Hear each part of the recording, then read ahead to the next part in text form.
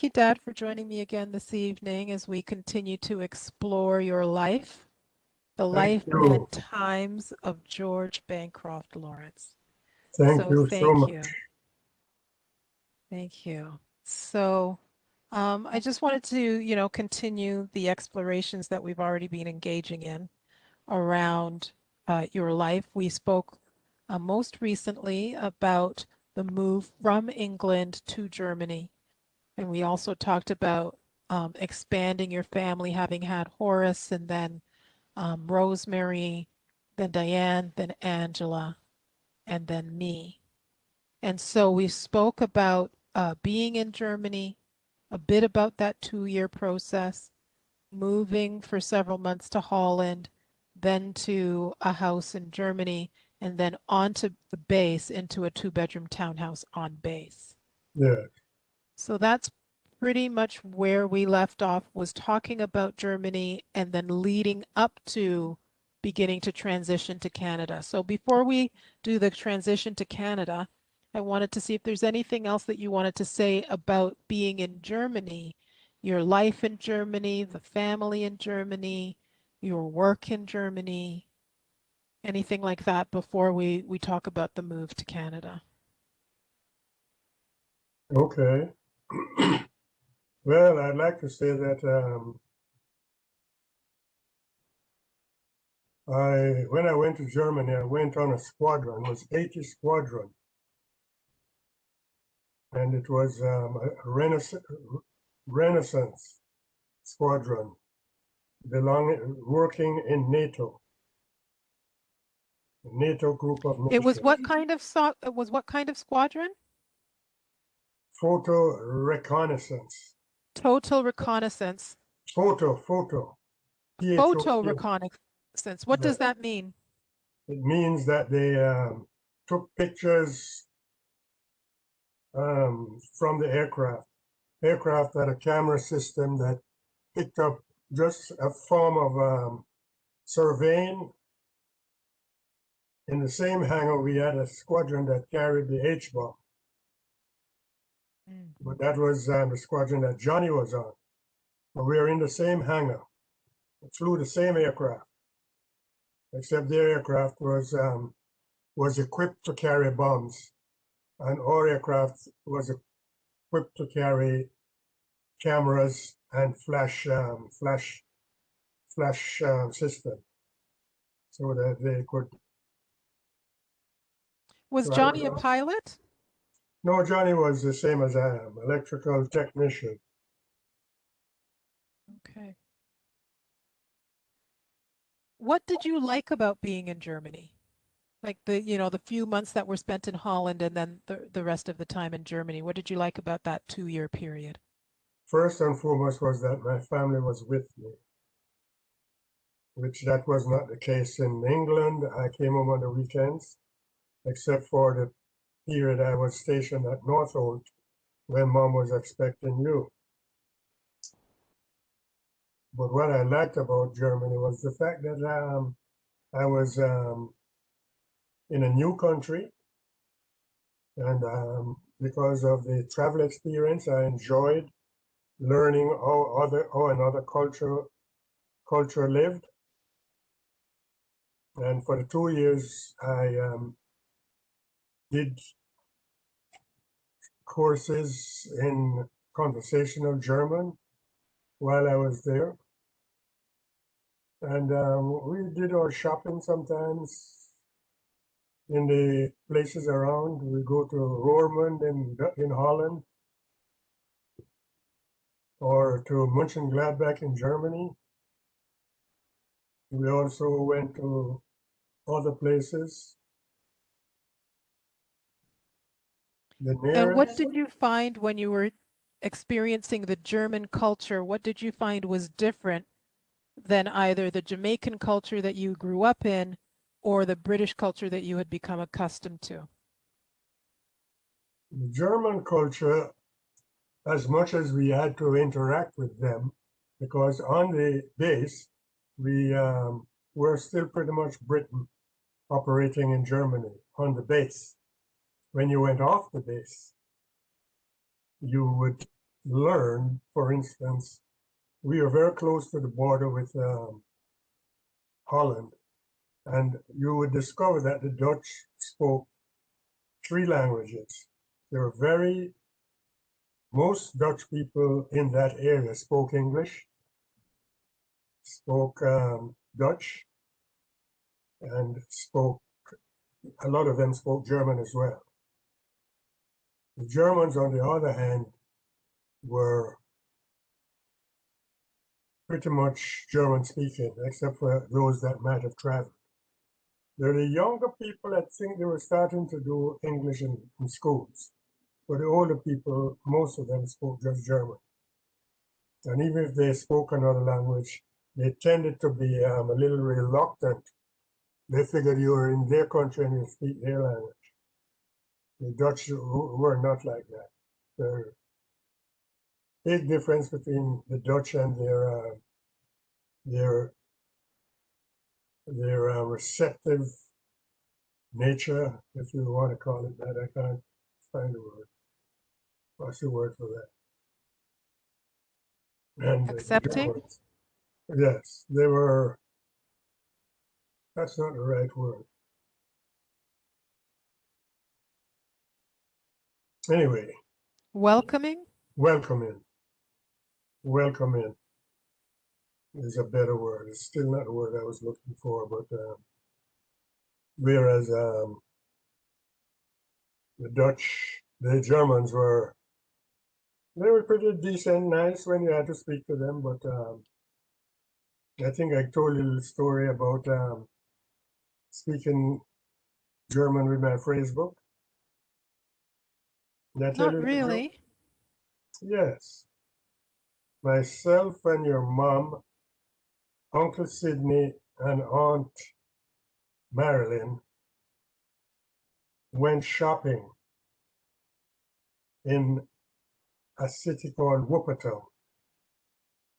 And the reason we were there was because the Canadian military had a shopping store there, and there you could get good deals. You could buy cameras, you could buy beef, you could buy groceries. So we decided to go on that trip. It was a Saturday, I think, on a weekend. Uncle Sidney picked us up, and we went to Wuppertal, but we could not find this Canadian store. So I saw a gentleman on the side of the road, and I got out of the car with my phrase book and went to him and spoke to him, asking him for directions. And when I was finished in my halting German, he said, "Can I help you?"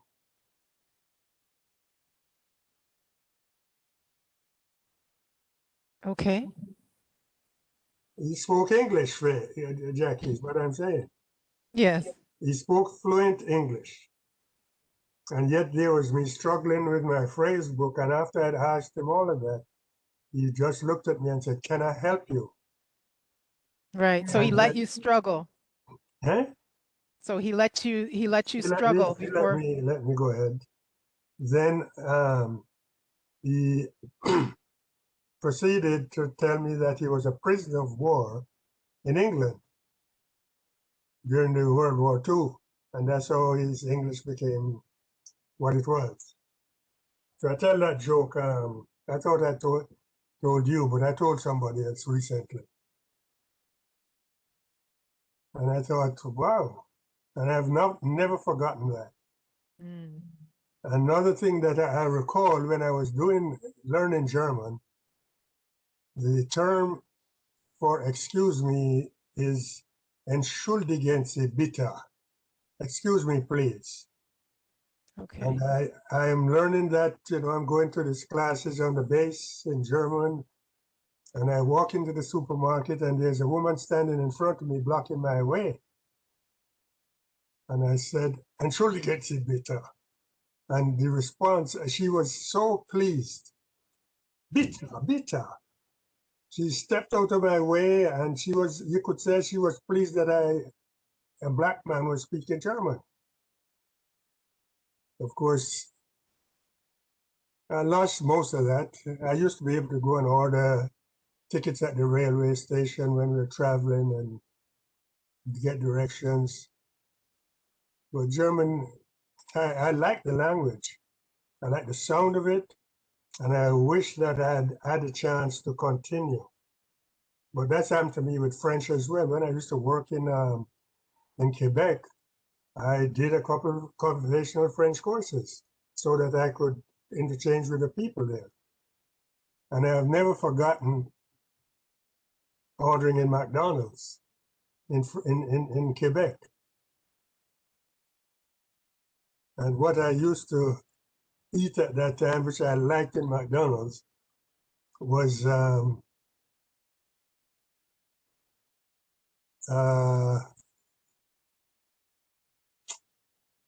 A quarter pounder? yes, a carte de livre avec fromage, quarter pounder with cheese.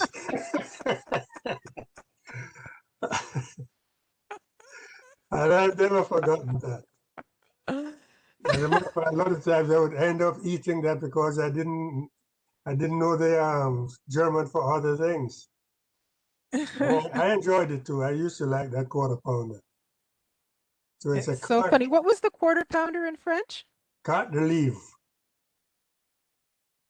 carte, Oh, okay, got it.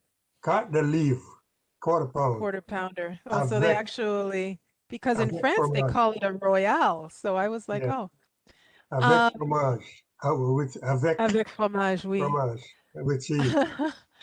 I remember Mom joking with you about a couple of things once we were in Canada, joking about you going to the grocery store and pointing out to Mom that they had this new pop that you'd never heard of, this soda pop that was grape raisin flavored.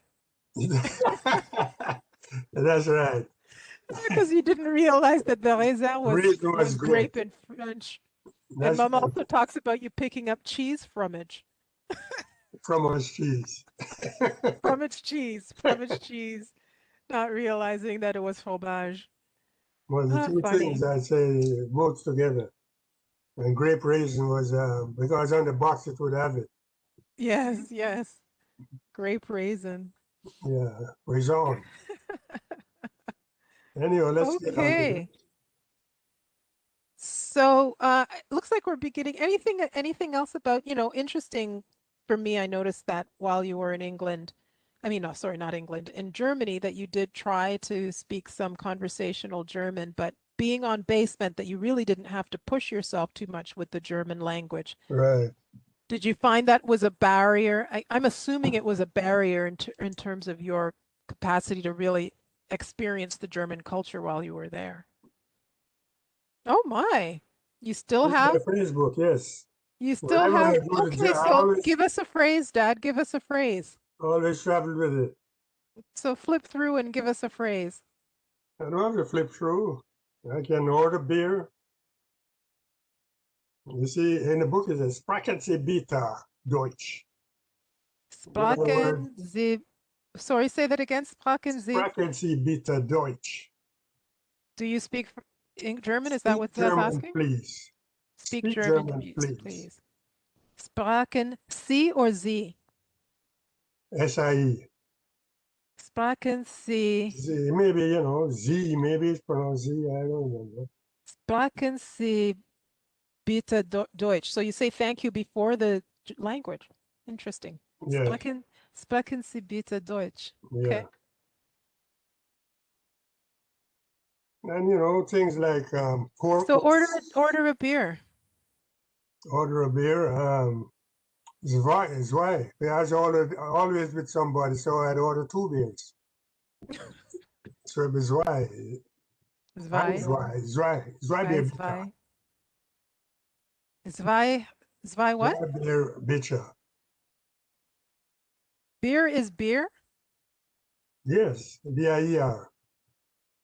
Okay, got it. Zwei And Bier, um, bitte. and and usually I would be at the chicken bar The halbes Unchen, half chicken.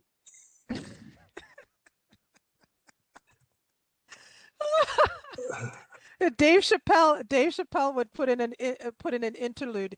You know, the black guy's going to order the chicken. Yeah, Okay. Sounds good, Dad. So would you like to spend a little more time on Germany, or would you like to yeah, more shift time in Germany. to I don't mind. Canada? Don't mind. That's my phrase book that saved me. When I go on holidays, I always take it with me. Okay. And it looks like it was printed in the 1960s. I mean, you've managed to keep that book for over Keep 60 that book, but years. I'd go to Germany and end up asking for directions to the cemetery. Okay, So okay. I'd run into a guy somewhere, and then the first thing I said was, Entschuldigen Sie bitte. Excuse me, please. And then I'd use a phrase book to ask for directions. So it's sweet you that you could bring it back after all those years, eh?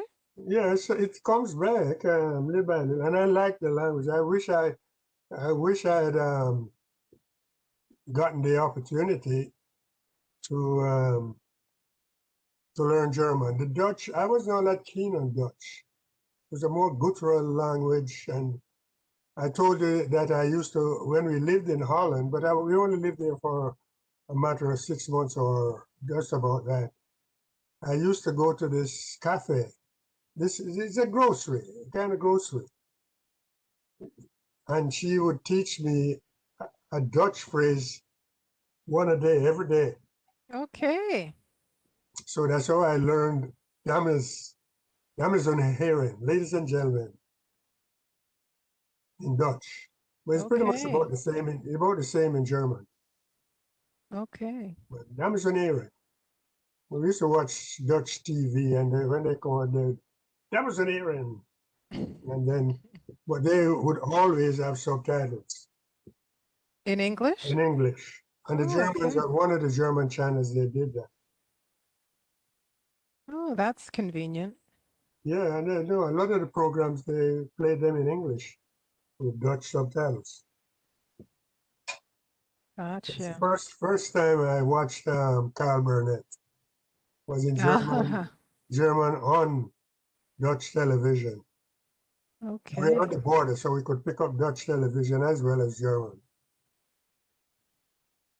And it's not like no, most places had two or three channels. That's it.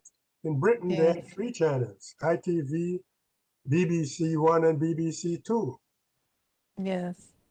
Well, we're talking about the 1960s. I mean, Yes, and we go to television Germany. was really still new. Television then was like the internet today. I mean, That's right. German had three channels, and the as far as I recall, the Dutch only had two. at what point did television start becoming common in people's homes? Was that the 40s, the 50s, or the 60s? Well, when I left Jamaica, we had no TV, and that was 1960. 1960. There was no TV. 1960. Then Okay. people own TV. If you own a TV, you might try late at night if you put up an area to pick up Cuba. Cuba Oh, had because there would have been no broadcast. no But in broadcast. England, when you got to England in 1960, at that point, it was already common for British homes to have a television. Yes, when I went there, they had BBC and ITV, two channels. Okay. BBC Three came afterwards. Okay. So yeah, so at this point, honestly, it sounds like the internet today is older than television was at that point. Because the internet, we've had the internet since the 90s in people's homes, Yes, yes, I would say. 25 years, whereas that point we're looking at people having had TVs for maybe 10 years. Yeah, I can't say for Britain and the United States. They had TV. I can't, we'd have to look it up when Yeah. the United Certainly States it got sounds it. like But it was less than 20 years for it to be common in people's homes. yeah, I'm not but saying that there countries, weren't the leading edge people, but for it to when be I left common in Jamaica, people's TV homes. was not, we didn't have TV when I left Jamaica. Yeah, so it was still Because new for people to all have that. radio, people had TV sets and they on a good area you could pick up Cuba. I don't know Okay. if they're able to pick up Florida. I don't think. No, the technology as far as communication is concerned has made a quantum leap. Yes, it certainly has. And there's still yet another quantum leap ahead of us. So let's go to, I'll say this in terms of the quantum leap. I remember as a child watching the Jetsons, you know, the kind of the futuristic Flintstones. So the Flintstones were the Yeah, Paleolithic era, but the Jetsons were the future. And watching the Jetsons with their telephones where they could see each other on the telephone. And we thought that was just so far in the future. oh, My yeah. goodness, look at them. Can actually talk and see somebody at the same time. And here we are today. Well, So, we yeah, used to talk about that, and it seemed that we didn't know whether we would live to see it. that's right. And here we are. Here we You are. know, well, we pretend that So, you could be on the phone and see somebody, but that here we happened are. here in Canada. They didn't have it in England. But they also had flying cars, and we do not have flying cars. And I personally hope we never have flying cars. Well, you I'd got to like to look into the sky and see birds. I don't talk want to to your look into the buddy sky and at see cars. Tesla. Talk to what's his name? Yeah, He, Elon what's his Musk, name? Elon Musk. and ask him to make sure it does not happen. Well, he's doing stuff that I couldn't believe. I mean, right now they're thinking that they might be able to use his rocket system to reduce the cost of getting to Mars or getting to, you know, Well, that's his whole space. point in making it, isn't it? Him and the Amazon guy, Yeah, Bezos. Ian Bezos, yes. But They want to fix up Mars. instead of the government spending money to use to develop rockets, they would sort of hire Musk or Bezos. Right. Well, You we'll know, see what they're happens. We'll see never what going to do happens. that. I don't really feel like talking about the billionaires ta trying to take over the world right now. Okay, I don't Yeah. either. I don't like what's happening. So, so yeah, so let's go back to Deutschland. Deutschland, um, and traveling from Deutschland to Canada. So we already had a little preview that you were already interacting with the Canadians at the Canadian shop in Germany, getting a little taste, a little flavor of the Canadian experience Yeah, in Germany. and we Made go. you want to On run to this country, right? Oh my goodness, the Canadians are so wonderful. I have to live there. on a Sunday afternoon, sometimes we go for a drive. All of us in the car, we just drive around. And I would go to, we would shopping across the border in Holland when we were there. And even after we were on base, we would still go down to Roman.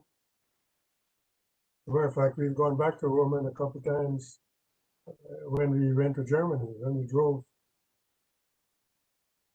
we would spend the night in Roman or near. Usually we stopped in Eindhoven, and then we would drive from Eindhoven down to Roman. But it wasn't that far. Venlo, and I'm very pleased with all that we did. So I know people who have never been to Europe. I know people who actually went to England and never got to France or Germany or Switzerland. And And we've done all of that. Plus, we actually lived in Germany and and um, and Holland. Good, good. Okay, so then let's transition to Canada. So you left Germany first. You completed your 2-year stint in Germany. Yes. You left Germany and came to Did, Canada. did I mention while I was in Germany that I went to Italy? No, talk about your Italy trip. Yes. I should tell you this story. I think I told you this story before. But when I think about racism and things like that, I can't recall being aware of any such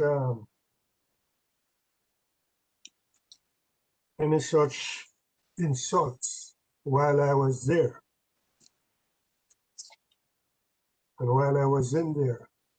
But one of the things I remember is being on the squadron and being an NCO, What's an well trained, NCO? non-commissioned officer. Okay. And I would be in charge of an evening shift. I think I told you this story. And Yes, you did. I was well trained. Plus, I had already done 4 years in college studying engineering. When I arrived in, and I think I showed you some certificates the last time. I think you You did. photographed them. Yes. So I had done 4 years, and I had one more year to finish to get to a place where I would be entitled to call myself an engineer, in as much as I did not have the my experience was only on aircraft. Okay. But I was very, very full of zeal. What's the term for that? I was very, very interested in what I did. So when I showed up on a when I was posted anywhere, I got the technical stuff and I went through it to learn the differences from one aircraft to another, because they're all different. You have fighters, you have bombers, you have passenger aircraft. That's all different. So I got there. Sit back, please, Dad. I got there, and one evening I came in, and there was a problem on an aircraft.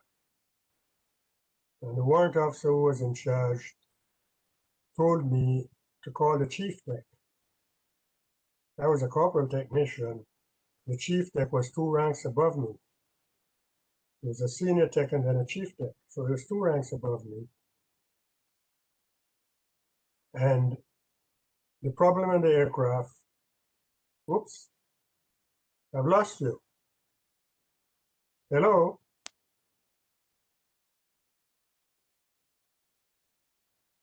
Yeah, please continue. Hello?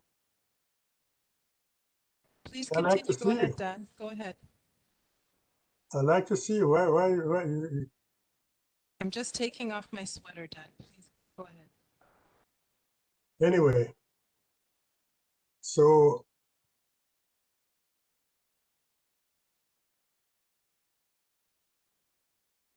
anyway, he told me that I'm to call the chief.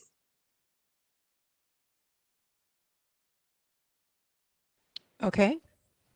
I'm to call the chief because obviously, whatever went through his mind, he didn't think I was capable of finding the problem. And I said, why have I got to call the chief? He said, well, this aircraft has to be ready for tomorrow morning. The aircraft has to be ready for tomorrow morning. I said, well, I don't think that you need to call the chief because here I am. I said, you know, as far as I'm concerned, I'm better trained than the chief. He said, well, okay, I give you until 10 o'clock.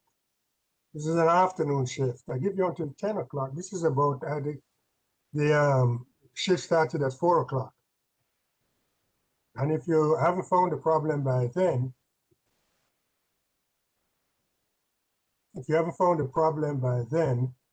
we're calling the chief. Sure, makes sense. I said, that's up to you. Chief wasn't going to find it any quicker. Anyway, I was very proud of my skills at the time. And within an hour, I came back to him and told him where the problem was. And the problem was a problem that I couldn't see.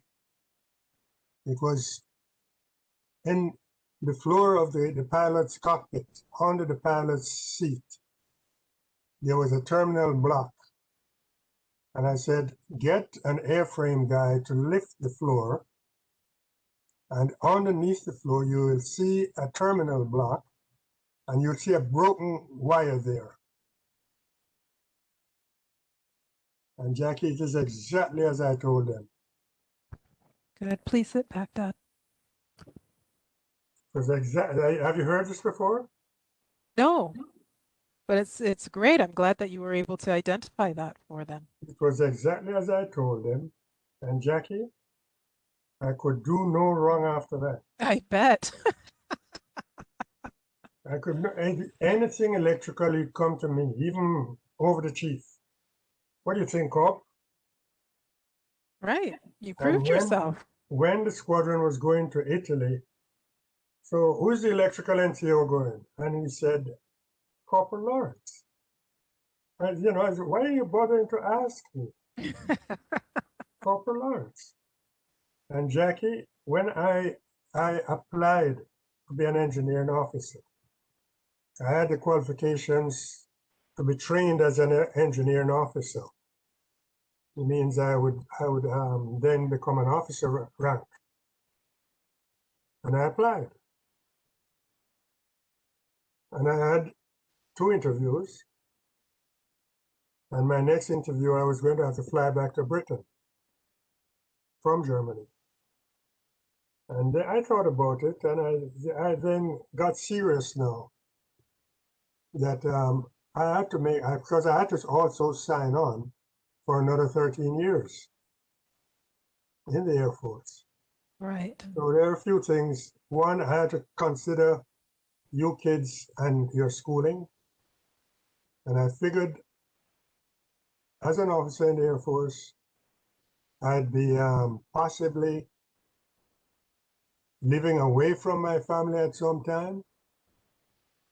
And you guys would have to go to boarding school, which is what happened with people. If you're in Germany, your children would go to boarding school in England. And wherever you were stationed. And I said, no, I'm not sending my little black kids to a predominantly white boarding school. So that was one big consideration. And the other consideration was the class system that was in Britain at the time.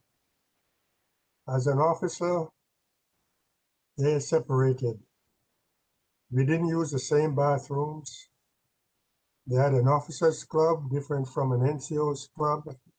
And it's funny, the Americans didn't do that. The Americans were stationed, all the ranks use the same club. Maybe it's overseas, I don't know, but there, bathroom was separate. You go to the dentist, and if you wanted to use the bathroom there, it was officers and men. And I thought I didn't really want to. Officers and men. Yes. Yeah. I mean, the US did it differently. They had white bathrooms and black bathrooms, but that's a different Yes. story. Yeah. Well, no, that was officers and men. Definitely, class system. You're an officer's club, different from the sergeant's club, different from the corporal's club, different from the airman's club. all this stuff, and I thought, not for me. And that's when Dad, I knew that. I'm gonna pause the recording for a moment.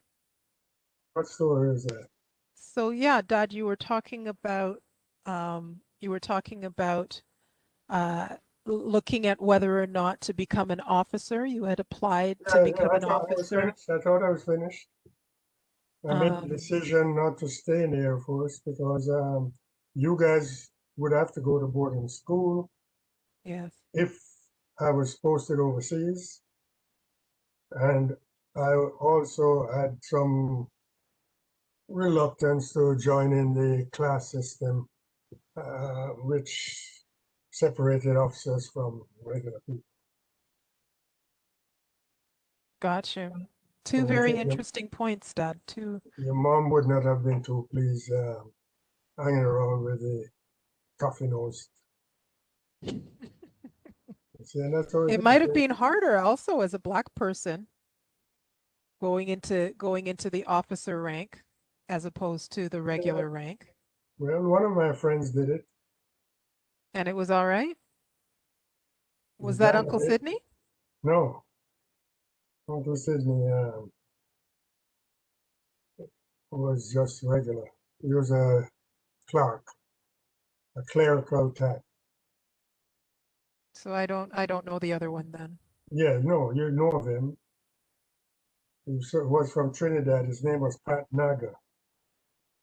And I still Okay. speak to his wife every Christmas cards, every Christmas. And I give her Okay. a call. No, Gotcha. yeah, he was Okay. from Trinidad. He was, in appearance, East Indian, but he had a little African with him, but he looked like an East Indian. I have pictures of him. Okay. Okay. And he came into my life at a time when I was lonely, and he was we got very close. Okay. Gotcha. But Thank you. yes, So I wanted to ask you a little bit more about your trip to Italy. You said that you were selected as the NCO, engineering electrical. NCO to go. Yes. Is there anything you wanted to share about that trip? Okay. That trip was a part of a NATO exercise. You know what NATO is? Yes, the North American Treaty Organization. And the nations that belong to that alliance, we had to work together. And we had to be able to, even with different languages, we still had to be able to work if there was an emergency. So while I was in Germany, we went to Italy for 3 weeks, and that was the reason. And how was the trip? What part of Trip Italy was, did you go to? Were you on base there? Did you experience Italy at all? oh yes, oh yes. We went to Italy and we flew down on an American Hercules aircraft that could take vehicles. You could drive vehicles into the aircraft and all that. I have a picture of one of them. They're large aircraft, and all our equipment could go on. We could drive our Land Rovers on and things like that. And just that one aircraft took our squadron, the men, and and I have a picture of the group that went, and you'll see me in the picture. Yes, we were there, and the reason why we were there was because we belong to NATO. We've done the same thing with the Dutch and the Germans. Unfortunately, the only one I went on was the one in Italy.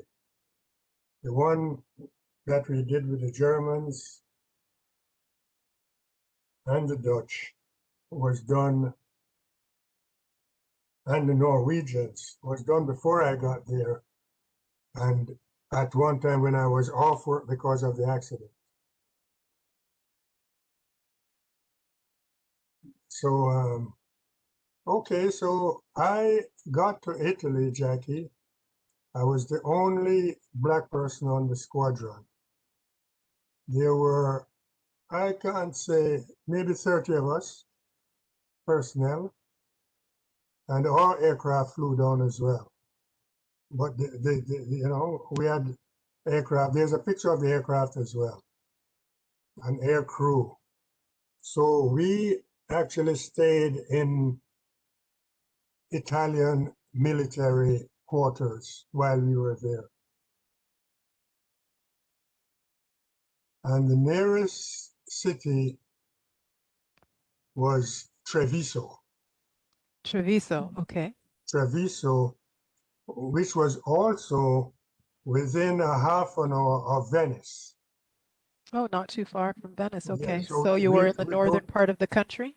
yes, and we go to Venice pretty much every day because we flew in the mornings. We finished at 1 o'clock in the day. The Italians gave us a bus and a driver, and we would use the afternoons to tour. So we'd go to Venice. We would go on the canal, and Did you do one of it was those great. gondola rides? I did one of those gondola rides, and we just would walk around, drink beer, eat pasta, and we got introduced to pizza there, and just generally have a good time. And how long was that trip again? 3 weeks. And on a weekend, there was a weekend there when there was no flying, and they gave us the bus and a driver, and we went to Trieste. Oh, okay. We went to Trieste. It took What us did to you do there? Trieste. Just tourists around the place. I have slides. I used to show those slides, of Trieste when we went there and up and down. That's one of the things I'm very pleased that I did was I did a lot of photographing. I took pictures. Okay. Yeah. So while I was there, Jackie, we would go to myself and my juniors, who were white guys. I had a very close friend, and I'm so sorry that don't have no idea what happened to him. But he was a junior rank to me, but we became good friends. His name was Smith. His last name was Smith. And I came to Canada, and when I decided to write after we getting organized and all that, I lost touch with him. I lost touch with a few people, some that I wrote to never wrote back. It's just how it was at the time. I Sure. always wondered what happened to him. But yeah, that trip was a nice trip. We did a lot and enjoyed pretty much like a 3 week holiday. And what was your experience of Italian culture? So, Okay, I was coming to, that was the first night we went out on the town. We went to a bar, and there were some young Italian fellows there, and they seemed interested in talking with me. It turns out that they were from Argentina.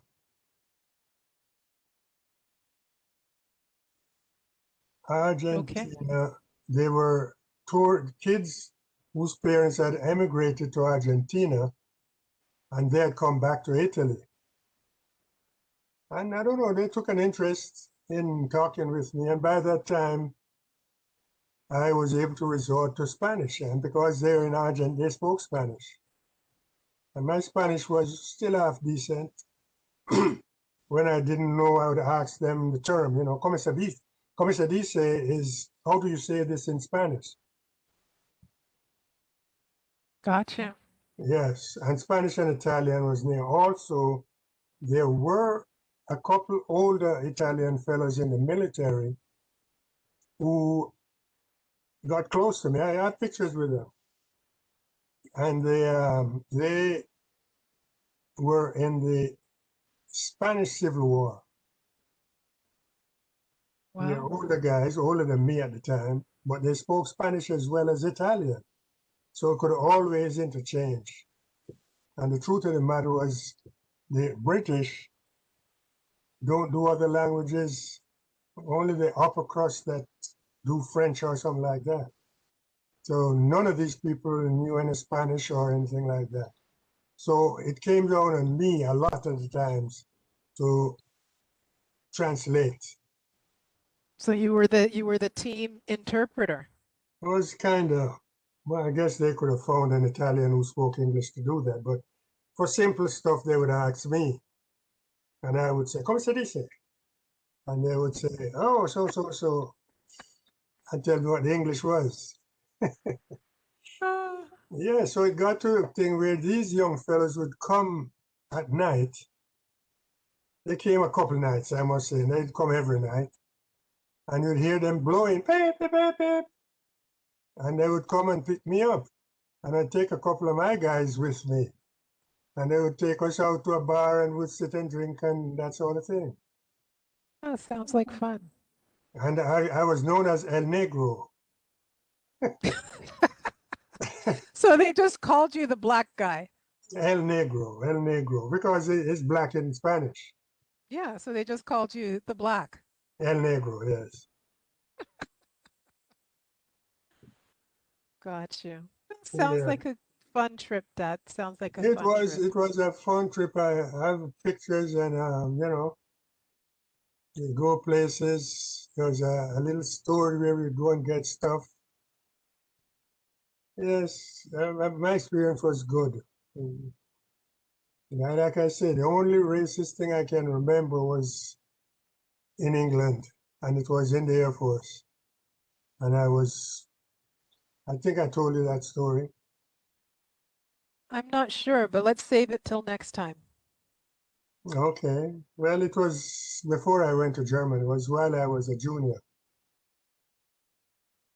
Gotcha. So While I we'll was a cover it next junior, time. I was made Okay, senior so I man. am stopping the video now. Okay. Stop recording.